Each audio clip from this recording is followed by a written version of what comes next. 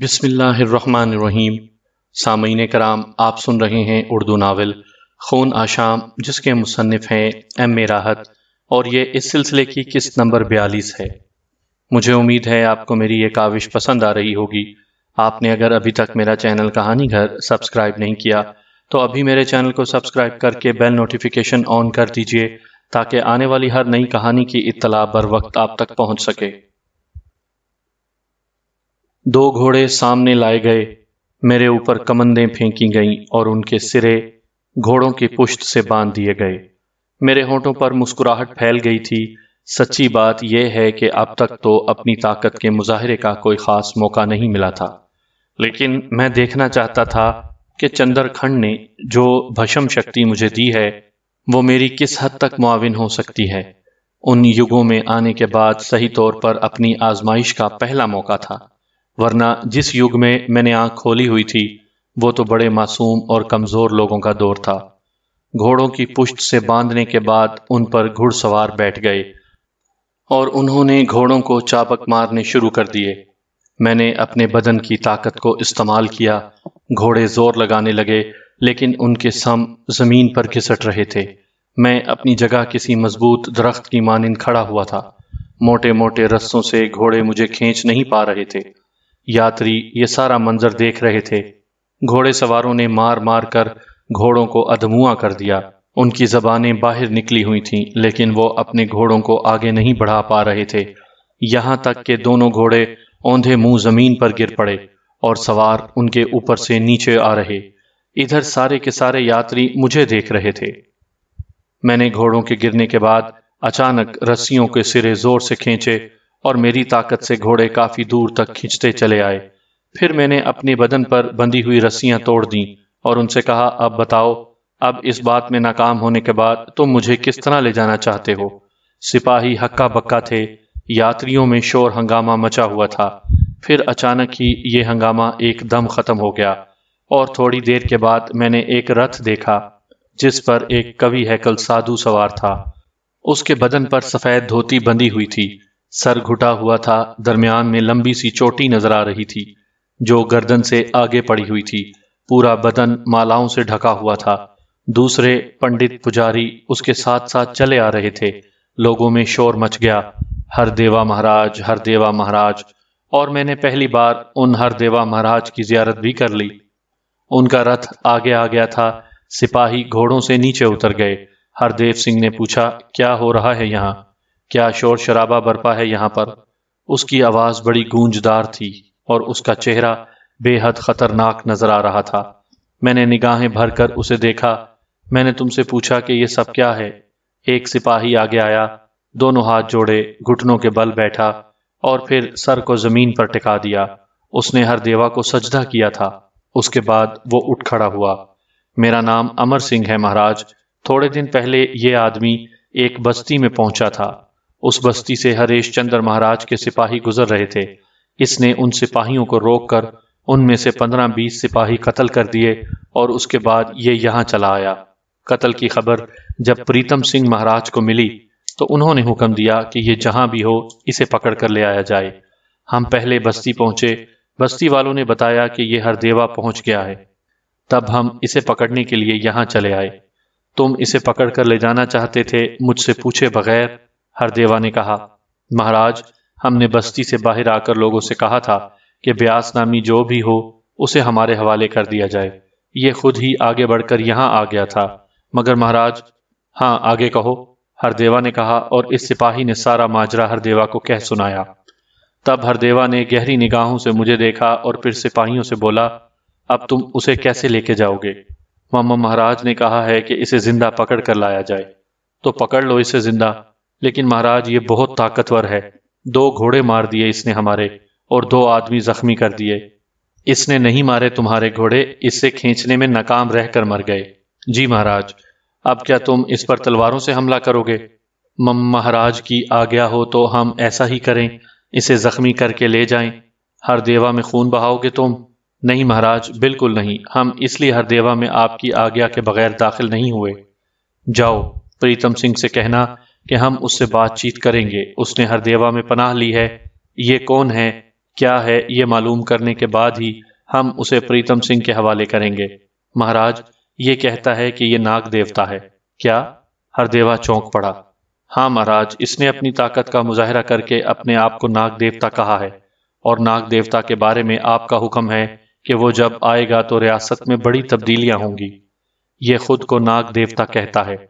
جی مہاراج، ہو سکتا ہے یہ ناگ دیوتا ہو، کیونکہ ناگ دیوتا شکتی شالی ہے اور اس کی شکتی کا مظاہرہ تم نے دیکھ ہی لیا ہے۔ آپ ہمیں آگیا دیں۔ پریتم سنگھ سے کہنا کہ مہاراج نے تمہیں پرنام کہا ہے اور کہا ہے کہ تمہارا قیدی ان کے پاس موجود ہے۔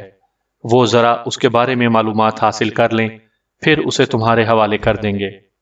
جو آ گیا مہاراج۔ جاؤ، اپنے ان دونوں گھوڑوں کی لاشیں بھی یہاں سے لے جاؤ، اور ان زخمیوں کو بھی۔ خبردار، یہاں خون کا ایک قطرہ نہیں بہنا چاہیے۔ اگر ہردیوا میں خون کا کوئی قطرہ بہہ گیا تو سمجھ لو کہ ساری ریاست میں خون ہی خون بہے گا۔ بوڑھے ہردیوا نے کہا، اور تمام سپاہی گھوڑوں پر سوار ہو گئے۔ گھوڑوں کی لاشوں کو انہی رسیوں سے باندھ کر گھسیٹا جانے لگا جن سے مجھے باندھا گیا تھا۔ میں خاموش کھڑا ہوا تھا۔ ہردیوا نے ایک بار پھر مجھے دیکھا اور پھر اپنے رتھ کو واپس مڑنے کا اشارہ کیا، لیکن 4 پجاری میرے پاس آ گئے تھے۔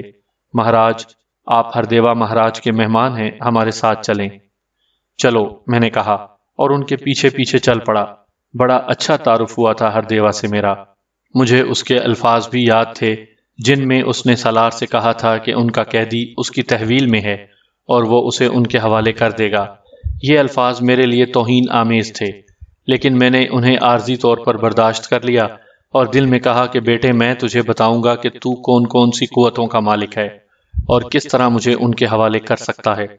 فی الحال تو اس سے تعاون ضروری تھا۔ وہ پجاری مجھے لیے ہوئے چل پڑے۔ ہردیوا کے بارے میں میں نے اندازہ لگا لیا تھا کہ یہاں زیادہ تر مندر ہی بنے ہوئے ہیں، اور ہردیوا نے دین دھرم کا کاروبار خوب چمکائے رکھا ہے۔ پھر مجھے جس عظیم الشان مندر میں لے جایا گیا وہ بہت بڑا تھا۔ عظیم الشان چوبی دروازے کے دوسری جانب پتھروں کے بتوں کا پورا شہر آباد تھا، اور ان کے ارد گرد پجاریوں کے غول جمع تھے۔ وہ لوگ مجھے لیے ہوئے مندر کے ایک حجرے میں پہنچ گئے۔ مہاراج، یہ آپ کا استھان ہے۔ ہردیوا مہاراج نے آپ کو اپنا مہمان بنایا ہے اور وہ بہت جلد آپ سے ملیں گے۔ میں نے کوئی جواب نہیں دیا۔ زمین پر نرم گھاس پھوس کے بنے ہوئے بستر لگے ہوئے تھے، اور وہ لوگ مجھے یہاں چھوڑ کر چلے گئے۔ یہاں میں اپنے آئندہ عمل کا فیصلہ کرنے لگا۔ اس مندر کے در و دیوار بڑے پراسرار تھے۔ حجرے کی چھت بھی بہت بلند تھی۔ دیواروں پر دیووں اور دیوتاؤں کے نقش بنے ہوئے تھے۔ میں نے یہاں بہت دیر انتظار کیا۔ پھر وہ لوگ پیتل کے ایک برتن میں دودھ اور ایک دوسرے برتن میں پھل لے کر میرے پاس پہنچے، اور انہوں نے یہ چیزیں میری ضیافت کے لیے میرے سامنے رکھ دیں۔ خیر، ان کے استعمال میں کوئی قباحت نہیں تھی۔ میں انہیں استعمال کرتا رہا۔ وہ لوگ چلے گئے تھے۔ پھر جب سورج چھپ گیا اور مندروں کے گھنٹے بجنے لگے تو میرے لیے بھی بلاوا آیا۔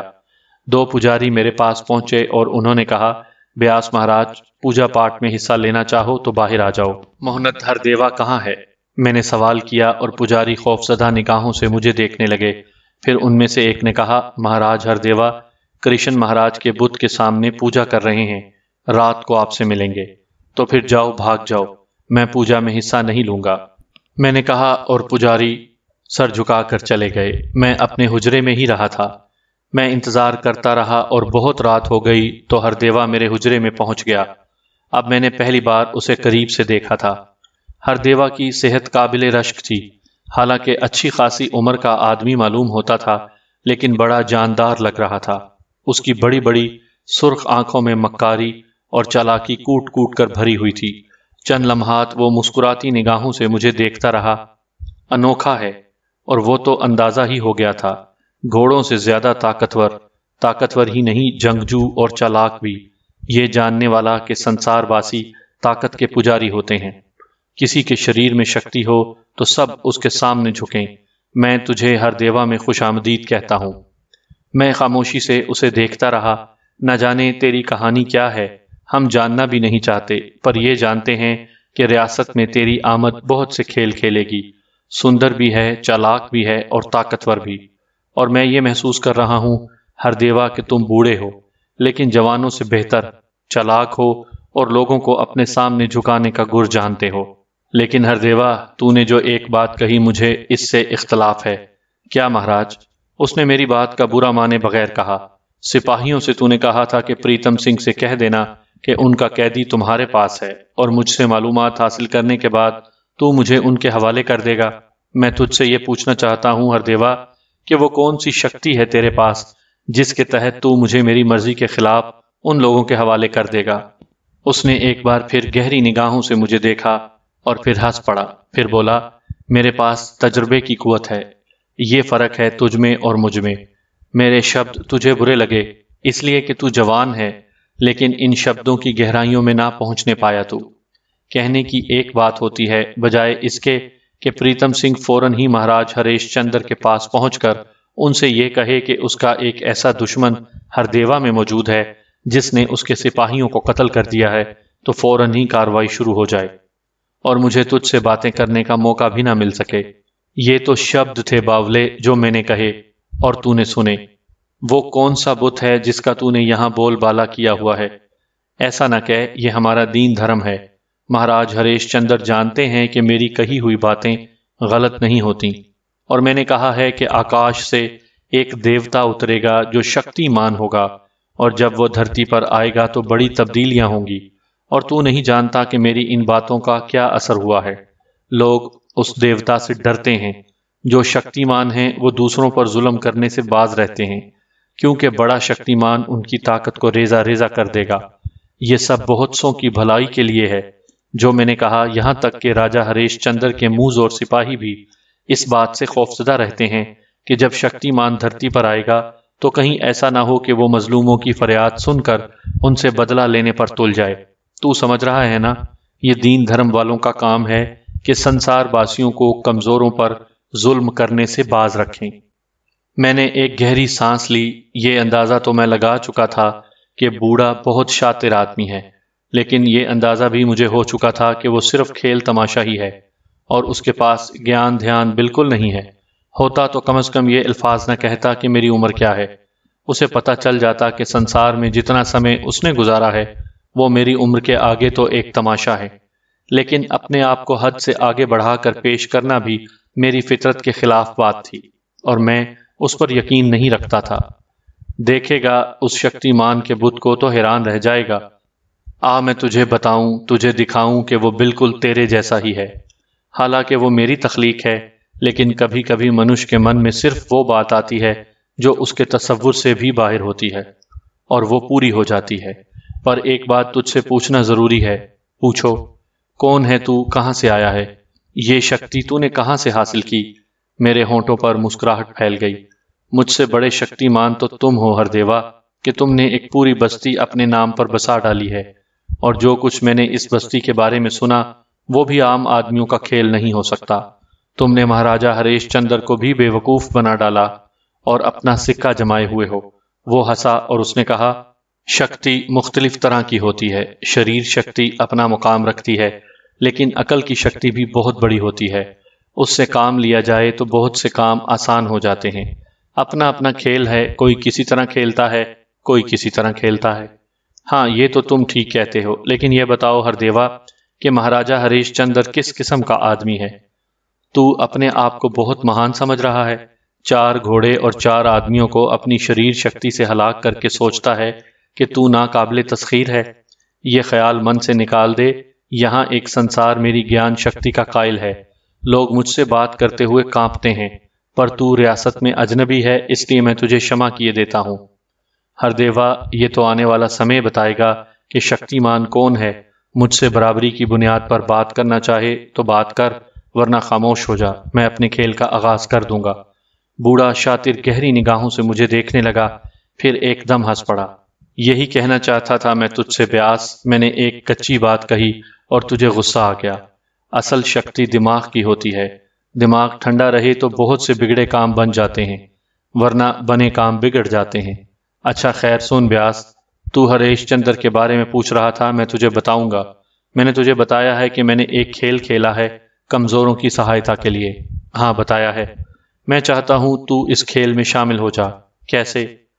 میں تجھے تفصیل بتاتا ہوں، اس نے کہا اور اٹھ کھڑا ہوا۔ میں اس چالاک بوڑھے پر غور کر رہا تھا لیکن مجھے اعتماد تھا اس کی چالاکی مجھے کوئی نقصان نہیں پہنچا سکتی تھی۔ چنانچہ میں اٹھ کھڑا ہوا۔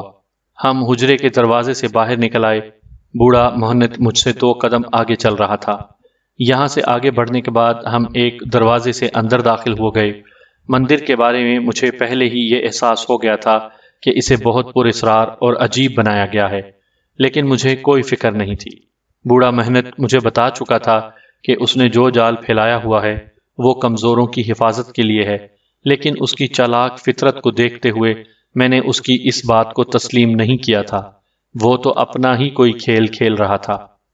ہم زمین کی گہرائیوں میں جانے والی سیڑھیاں طے کرنے لگے، اور غیر محسوس طریقے سے بوڑھا مجھ سے آگے جانے کے بجائے 2 قدم پیچھے چلا گیا۔ سخت گھٹن اور سیلن کی بو محسوس ہو رہی تھی یہاں، لیکن یہ سب میرے لیے پریشان کن نہیں تھا، یہاں تک کہ اختتامیہ دروازہ آ گیا۔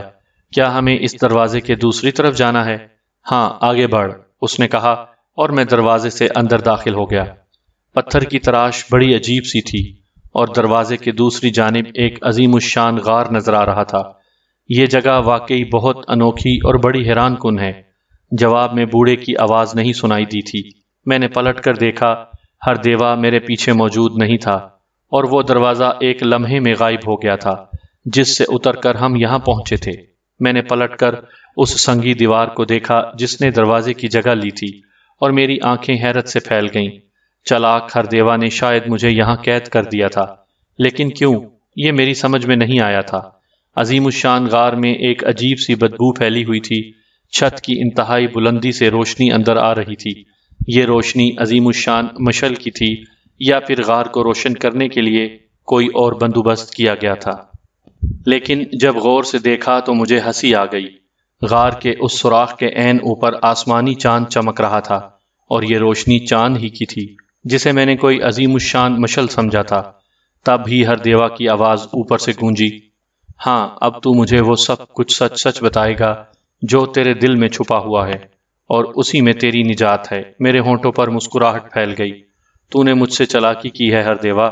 سن، جو باتیں میں نے تجھے بتائیں ان میں بہت سی باتیں سچ ہیں۔ میں اپنی شکتی چاہتا ہوں، جبکہ ہریش چندر مہاراج صرف اپنے نام کا ڈنکا بجوانا چاہتے ہیں، اور یہ جھگڑا تو صدیوں سے چلا آ رہا ہے۔ محنت سادھو، سنت جوگی، پنکھ پجاری اپنا اقتدار چاہتے ہیں۔ براہمن براہمن ہی ہوتا ہے، اور چھتری چھتری۔ چھتریوں کو اگر براہمنوں پر فوقیت حاصل کرنے کا بھوت سوار ہو جائے تو ان کا یہ بھوت اترنا ہی چاہیے، کیونکہ سنسار میں براہمن راج ہی سنسار کی بقا کا ضامن ہے۔ اپنے بارے میں سب کچھ بتا دے، ہو سکتا ہے میں تجھے اپنے ساتھ ہی شامل کر لوں۔ اصل میں بات یہ ہے ہر دیوا، یہ تیرا اپنا کھیل ہے، مجھے اس سے کوئی غرض نہیں ہے۔ ہریش چندر اگر براہمنوں سے بغاوت کر رہا ہے تو اس سے مقابلہ کر، لیکن میرے ساتھ تو نے جس چالاکی کا مظاہرہ کیا ہے اس کے بعد تو میری دوستی کے قابل نہیں ہے۔ میں یہاں سے باہر ہی جاؤں گا اور اس میں مجھے کوئی دقت نہیں ہوگی، لیکن اس کے بعد تیرا کیا ہوگا یہ تو جان، اور تیرا کام۔ وہ سوراخ کے پاس سے ہٹ گیا اور میں ادھر ادھر دیکھنے لگا۔ جو دیوار اس سوراخ کے سامنے آ لگی تھی وہ پتھر کی کوئی سل ہی ہو سکتی تھی، اور اس پر قوت آزمائی بھی کی جا سکتی تھی، بشرط یہ کہ دیوار میں کوئی ضرب لگانے والا پتھر مل جائے۔ لیکن ابھی میں یہ سوچ ہی رہا تھا کہ مجھے اپنے عقب میں سرسراہٹیں محسوس ہوئیں، اور میں چونک کر ادھر دیکھنے لگا۔ یہاں بھی ایک بڑا سا سوراخ نمودار ہو گیا، اور اس سوراخ سے اچانک ہی مجھے آگ کی لپیٹیں سی نکلتی ہوئی محسوس ہوئیں۔ میں چونک کر ادھر دیکھنے لگا۔ آگ، پانی، مٹی، اندھیرا، اجالا، یہ سب کچھ مجھ پر بے اثر ہو چکا تھا۔ چندر کھنڈ نے جو عنایت کی تھی وہ میرے کام تو آ رہی تھی، لیکن خود چندر کھنڈ اب اس کھیل سے نکل گیا تھا۔ تب ہی میں نے ایک خوفناک اژدہے کا سر دیکھا جو اپنی لمبی زبان باہر نکالے ہوئے سرخ آنکھوں سے مجھے دیکھتا ہوا اس سوراخ سے باہر نکل رہا تھا۔ میں نے دلچسپی سے یہ منظر دیکھا۔ ہر دیوا، اس میں کوئی شک نہیں کہ ایک خطرناک آدمی ہے، اور اس نے اپنا جال گہرا پھیلا رکھا ہے۔ لازمی بات ہے کہ مندروں کے اس شہر میں اس نے نہ جانے ایسے کتنے کھیل کھیل ڈالے ہوں گے۔ اژدہا بلا شبہ عظیم الشان تھا، اور بظاہر میرا اور اس کا کوئی مقابلے کا جوڑ نہیں تھا، لیکن میرے اندر خوف نام کی کوئی چیز کبھی نہیں پلتی تھی۔ میں نے ادھر ادھر دیکھا اور تیار ہو گیا۔ اژدہا آہستہ آہستہ آگے بڑھ رہا تھا، اور اس کے بعد وہ میرے قریب پہنچ گیا۔ اس نے اپنا عظیم الشان منہ کھولا اور مجھ پر لپکا، لیکن میں نے اپنے ہاتھ کی کلائی اس کے منہ کے درمیان رکھ دی اور اس کے بعد اس پر قوت آزمائی کرنے لگا۔ کسی عام سی چیز کا اس پر قابو پانا ممکن نہیں ہے، چنانچہ اژدہے کو میں رگیدتا ہوا دیوار تک لے گیا اور اس کے بعد میں نے اس کے سر کو زور زور سے دیوار پر مارنا شروع کر دیا۔ اژدہے نے فوراً ہی منہ بند کر لیا۔ میں نے اسے پتھر سے ٹکرا ٹکرا کر اتنا شدید زخمی کر دیا کہ اس میں زندگی کے آثار مفقود ہونے لگے۔ پھر ایک بڑی سی چٹان اٹھا کر میں نے اس کے سر پر دے ماری اور وہ زندگی کھو بیٹھا۔ ہر دیوا کا یہ وار تو بالکل ہی ناکام رہا تھا، بلکہ اب مجھے ایک راستہ بھی مل گیا تھا۔ میں نے اسی سوراخ کی جانب رخ کیا جہاں سے اژدہا نکل کر آیا تھا۔ اندازہ ہو چکا تھا کہ بہت بڑا سوراخ ہے۔ میں اس سے گزر کر ایک ایسے ڈھلان پر پہنچ گیا جو نیچے جا کر ایک آرام کی جگہ بن جاتا تھا، اور مجھے اندازہ ہو گیا تھا کہ اژدہا یہیں آرام کرتا ہوگا، لیکن وہیں ایک ایسا راستہ بھی نظر آیا تھا مجھے جس کے ذریعے میں اوپر جانے کی کوشش کر سکتا تھا۔ یہ بے شک ناقابل عبور ڈھلان تھے، لیکن میرے لیے نہیں۔ میں انتہائی کوششیں کر کے اوپر پہنچ گیا اور میں نے دیکھا کہ یہ مندر کا عقبی حصہ ہے اور ایک بہت بڑے سے درخت کی جڑ میں سوراخ کی شکل میں موجود ہے۔ میں باہر نکل آیا اور اس کے بعد مسکراتا ہوا مندر کے دروازے کی جانب چل پڑا۔ عقبی دروازے سے اندر داخل ہو کر میں نے اس حجرے کا رخ کیا جس میں میرا قیام رکھا گیا تھا۔ میں ہر دیوا کو خوف و دہشت میں مبتلا کر دینا چاہتا تھا۔ اس کے وہم و گمان میں بھی نہ ہوگا کہ میں اس کے جال سے نکل کر یہاں پہنچ گیا ہوں۔ اس کے بعد میں آرام سے وہیں لیٹا رہا۔ دوسری صبح 2 پجاری کسی کام سے حجرے میں آئے، دروازہ کھولا، مجھے دیکھا اور اس طرح پلٹ کر بھاگے کہ مجھے ان کی بدحواسی پر ہنسی آ گئی۔ شاید انہیں ہر دیوا کے اس عمل کا علم تھا اور وہ اس بات پر شدید حیران تھے۔ میں تو پھر یہاں موجود ہوں۔ میں اطمینان سے انتظار کرتا رہا۔ بہت دیر تک کسی نے اس طرف کا رخ نہیں کیا تھا۔ یہ تو خیر ممکن نہیں تھا کہ ہر دیوا کو میری واپسی کا علم نہ ہوا ہو، لیکن وہ میرے پاس آنے کی ہمت نہیں کر رہا تھا۔ دوپہر کے بعد وہ میرے پاس آیا، خوب سوچ سمجھ کر اور سنبھل کر آیا تھا، اپنے آپ کو پوری طرح سنبھالے ہوئے۔ جے مہاراج بیاس، اس نے ہاتھ جوڑ کر کہا۔ کیا حال ہے ہر دیوا مہاراج؟ میں نے مسکرا کر کہا۔ خوش ہوں بھگوان، بہت خوش ہوں۔ مجھے زندہ دیکھ کر بھی خوش ہو؟ یہی تو خوشی کی بات ہے، اس نے اطمینان سے میرے سامنے بیٹھ کر کہا۔ خوب، اب کوئی نئی کہانی سناؤ گے؟ نئی کہانی یہی سمجھ لو مہاراج، اس نے بدستور مطمئن لہجے میں کہا۔ سناؤ، مجھے بھی کہانیاں سننے کا بہت شوق ہے، میں نے ہنس کر کہا۔ میں گپھا میں جا کر مرے ہوئے اژدہے کو دیکھ کر آیا ہوں مہاراج، یقین نہیں آیا تھا کہ آپ اسے اتنی آسانی سے مار دیں گے۔ وہ تو سینکڑوں سال سے زندہ تھا اور ہماری 4 نسلیں اسے دیکھتی چلی آئی تھیں۔ دیوتا مانتے تھے سب کے سب اسے، اور اس کا عذاب سنسار کا سب سے عذاب عذاب تھا۔ کوئی سوچ بھی نہیں سکتا تھا کہ اس مہان شکتی کو اس طرح شکست دی جا سکتی ہے۔ تو یہ نہ سمجھنا بیاس کہ میں نے تجھے موت کے منہ میں جھونک دیا تھا، بلکہ سچ بات یہ ہے کہ میں تیری شکتی کا امتحان لینا چاہتا تھا۔ میں نے خود ہی اپنی زبان سے کہا تھا کہ 4 گھوڑے اور 4 سورما مار کر تو اپنے آپ کو شکتیشالی سمجھ رہا ہے، لیکن تیرے اعتماد، تیرے الفاظ نے مجھے یہ بتایا تھا کہ ہو سکتا ہے تیرے اندر وہ سب کچھ موجود ہو جس کے بارے میں تجھے بتا چکا ہوں۔ برسوں سے یہ معاملہ میرے لیے مشکل بنا ہوا ہے، بار بار تو تجھ سے اس کا ذکر کرنا ہی بیکار ہے۔ میں بھی کسی ایسے ہی شکتیشالی کے انتظار میں تھا جو میری پھیلائی ہوئی اس کہانی کو سچا ثابت کر دکھائے، اور اب تو یوں لگتا ہے جیسے بھگوان میری اس مشکل کو حل کرنا ہی چاہتا ہے۔ تیرے اندر مجھے وہ ساری باتیں نظر آ رہی ہیں جن سے میں اپنے کام کا آغاز کر سکتا ہوں۔ میں نے مسکراتی نگاہوں سے بوڑھے شاطر کو دیکھا، اپنی شطرنجی چالوں سے باز نہیں آ رہا تھا۔ جو کچھ اس نے کیا تھا اس کی وجہ میں جانتا تھا، اور اب اپنی ناکامی کو چھپانے کے لیے وہ یہ نئی کہانی گھڑ رہا تھا۔ مجھے یہ اندازہ ہو گیا تھا کہ میرے کام کو آگے بڑھانے کے لیے یہ میرا بہترین معاون ثابت ہو سکتا ہے۔ چنانچہ جو کوشش اس نے کی تھی اس جیسی اور بھی بہت سی کوششوں کے لیے میں پوری طرح تیار تھا۔ بہرحال اس کے بعد اس نے اپنی گفتگو کا یہ سلسلہ ختم کر دیا۔ اب تو چاہے تو اشنان کر لے، میں تیرے لیے بھوجن کا بندوبست کروں، اور میں تجھے وہاں لے چلوں جہاں تیرا صحیح استھان ہے۔ میں ہنستا ہوا اٹھ کھڑا ہوا تھا۔ نہیں بیاس، میری نیت پر شک نہ کر، میں کہہ چکا ہوں کہ میں تجھے آزمانا چاہتا تھا۔ میں نے دل ہی دل میں سوچا کہ شیطان بوڑھے کی آزمائش میں اگر میری جگہ کوئی اور ہوتا تو پرلوک سدھار گیا ہوتا۔ لیکن تو اب بھی اطمینان سے کہہ رہا ہے کہ مجھے آزمانا چاہتا تھا۔ چل، کتنی آزمائشوں سے گزارے گا۔ میں اس کے ساتھ چل پڑا۔ ایک بار پھر وہ مجھے ایک نئی جگہ لے کر آیا تھا۔ یہاں بھی ہمیں کافی سیڑھیاں طے کرنا پڑی تھیں اور ان کا اختتام ایک بڑے سے وسیع کمرے میں ہوا تھا۔ یہ زیر زمین تھا۔ اس کی فضا بہت عجیب سی تھی۔ ویسے اس میں کوئی شک نہیں تھا کہ بوڑھے شیطان نے بڑے گہرے جال بچھائے ہوئے تھے۔ کمرے کے اندر ایک بڑا سا حوض نظر آ رہا تھا۔ تو اشنان کر لے، میں تیرے لیے لباس کا بندوبست کرتا ہوں۔ میں نے اس حوض کی جانب اشارہ کر کے مسکراتے ہوئے کہا، کیا اس میں زہریلے سانپ ہیں یا پھر بوڑھے مگرمچھ؟ اس نے چونک کر مجھے دیکھا۔ نہیں، اب میں ایسا کوئی کام تجھے بتائے بغیر نہیں کروں گا۔ مجھے اپنا دشمن نہ سمجھ۔ میں نے ہنستے ہوئے حوض کی جانب قدم بڑھا دیے اور کافی دیر تک میں غسل کرتا رہا۔ بوڑھے نے میرے لیے لباس مہیا کیا تھا۔ پھر وہ مجھے لیے ہوئے ایک اور خوبصورت کمرے میں آ گیا۔ یہاں میری ضیافت کا انتظام کیا گیا تھا۔ بہت سے پھل وغیرہ چنے ہوئے تھے۔ بوڑھا میرے سامنے بیٹھ گیا۔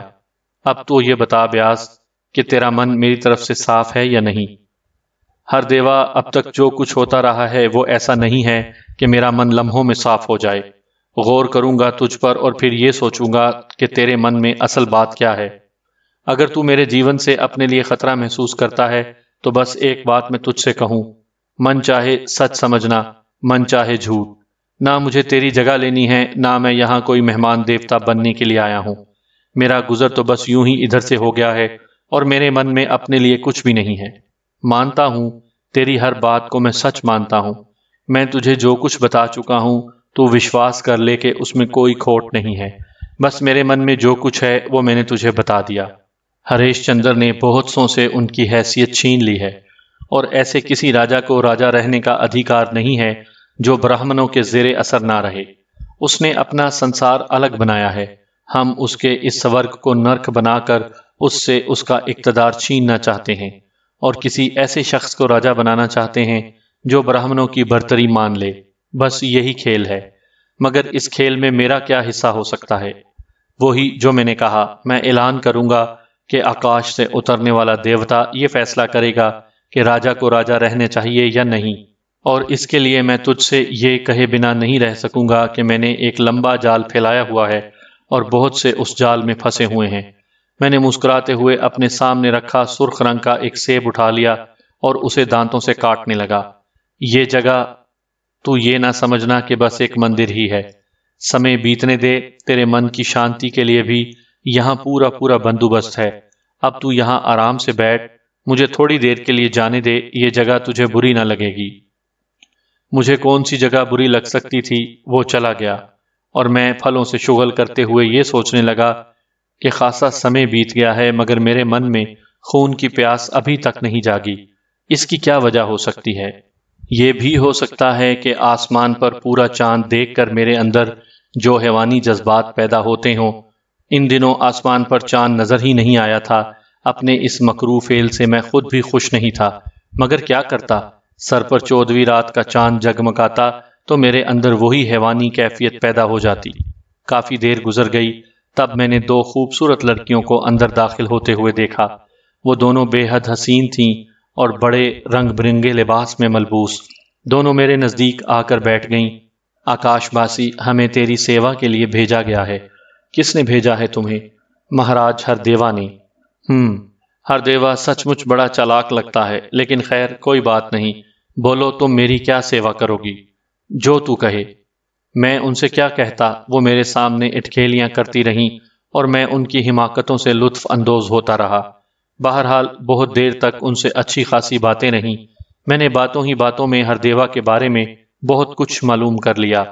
رات کا انتظام ہردیوا نے ایک بہت ہی خوبصورت تیش گاہ میں کیا تھا، جو اس مندر کے ایک تہ خانے میں نہ جانے کیسی جگہ بنی ہوئی تھی کہ سر پر کھلا آسمان بھی تھا، پرسرور ہوائیں بھی، درخت بھی، گھاس بھی، اور وہ سب کچھ جو دل بستگی کے لیے کافی ہو۔ یہاں چاروں طرف رنگین مشعلیں جلا دی گئی تھیں، شمعدان روشن تھے اور ایک حسین ماحول پیدا ہو گیا تھا۔ زریں تخت پر پڑے ہوئے اور ان تختوں میں سے ایک پر مجھے بٹھایا گیا۔ خود ہردیوا میرے قریب ہی ایک تخت پر موجود تھا۔ درخت چاروں طرف استادہ تھے۔ ماحول میں بڑی خوبصورتی تھی۔ ہمارے سامنے لذیذ کھانے چن دیے گئے اور پھر جب کھانوں سے فراغت ہوئی تو دوسرے دور چلے۔ پھر اچانک ہی درختوں کے عقب سے اپسرائیں باہر نکل آئیں اور ان کے رنگین آنچل فضا میں لہرا رہے تھے اور مدھم مدھم موسیقی دھنیں بکھیرنے لگی تھیں، اور اپسراؤں نے رقص و سرور کی محفل جما دی۔ وہ اپنے ہاتھوں سے جام اور سرائیاں بھی لیے ہوئی تھیں۔ ایک اپسرا میرے نزدیک آ کر بیٹھ گئی، اس کے لمبے سیاہ بال میرے وجود پر لہرانے لگے۔ قریب ہی ایک اور لڑکی سراہی اور جام لیے موجود تھی۔ ہر دیوا کا مقصد مندر، اور یہ ہے یہاں کا ماحول جہاں پوری ملک کے یاتری عبادت کرنے آتے ہیں۔ یہ عبادت ہو رہی ہے یہاں۔ حسین لڑکی نے میری آنکھوں میں دیکھا اور پھر اس نے خوش رنگ شراب کا ایک جام مجھے پیش کیا۔ میں نے اسے قبول کرنے سے انکار نہیں کیا تھا۔ وہ جام پر جام لنڈھانے لگی اور رقص و موسیقی کی یہ محفل بلندی پر پہنچنے لگی۔ پھر نہ جانے مجھے کیا سوجی کہ میں نے اسی حسین اپسرا کا پیش کیا ہوا ایک جام اس کے ہونٹوں سے لگا دیا۔ شراب کے چند ہی قطرے اس کے حلق سے اترے ہوں گے کہ اس کے حلق سے ایک دل خراش چیخ نکلی اور وہ ماہی بے آب کی طرح تڑپنے لگی۔